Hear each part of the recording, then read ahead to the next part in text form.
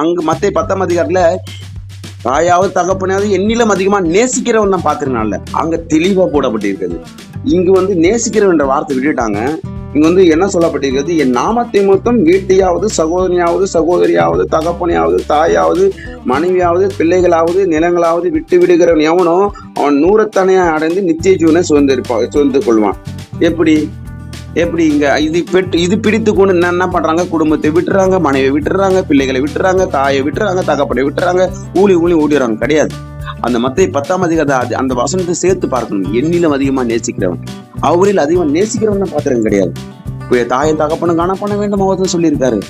ஆமா, ஒரு சொந்த குடும்பத்தை வழி நடத்தாவது எப்படி ஊழியத்தை வழி நடத்த வேண்டும் அவர் தான் சொல்லியிருக்கிறாரு. குடும்பத்தை அவர் தான் நேசிக்கிறாரு. ஆமா, ஆதாம ஏவாளும் குடும்பம் கருத்து இந்த உலகத்துல படைத்தார். ஆண்டவருடைய முதல் அற்புதமே கல்யாண வீட்டுல தான் அந்த திராட்சை ரசத்தை குறைப்படும் போது அவரு வெறின் தண்ணீர் திராட்சை ரசம்